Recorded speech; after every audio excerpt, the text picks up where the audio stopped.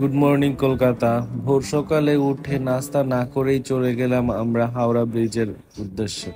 যদিও কলকাতার মানুষের কাছে এই জায়গাটা খুব অ্যাভেলেবল, বাট আমার কাছে কেন জানি খুবই পছন্দের একটা জায়গা হাওড়া ব্রিজ। মানে এইখানে একা একা বসে থাকতে আসলে খুব ভাল লাগে আমার।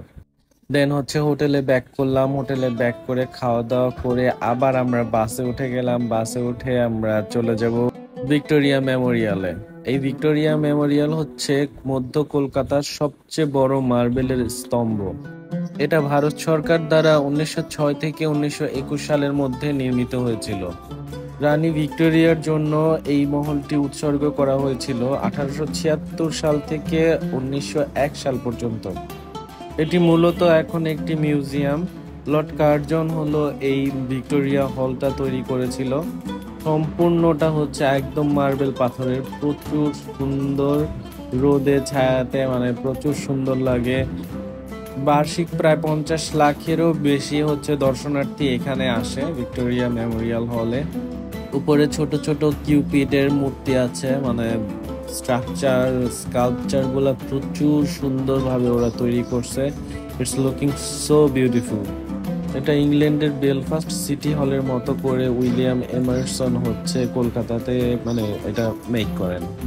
এই ভিক্টোরিয়া হলের উত্তর দিকে অবস্থিত কুইন্স ওয়ে, তারপর হচ্ছে ডান্সিং ফাউন্টেন, এরপরে রয়েছে বিস্তীর্ণ বি গ্রেড প্যারেড ময়দান, মানে প্রচুর বড় কিছু মাঠ আছে এখানে।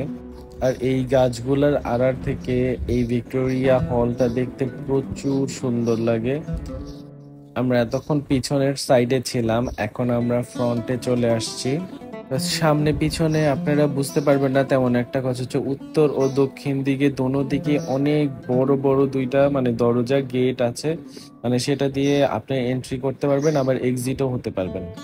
সো ভিক্টোরিয়া মেমোরিয়াল হল থেকে বের হয়ে আমি ফ্রুটস খেলাম, তারপর হচ্ছে বিভিন্ন ধরনের মিষ্টি ট্রাই করলাম।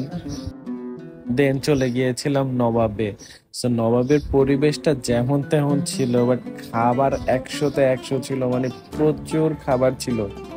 100 রুপিতে প্রচুর খাবার ছিল, প্রচুর মাংস ছিল, কাচ্চি ছিল।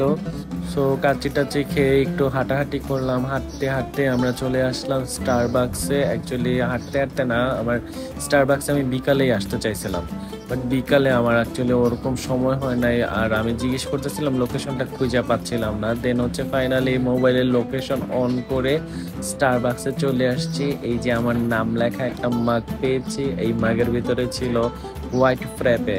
মানে ইটস টু অসাম, মানে এত মজা ছিল। দেন একটা কফি খেয়েছিলাম, কফি খেয়ে কিছুক্ষণ এখানে বসেছিলাম।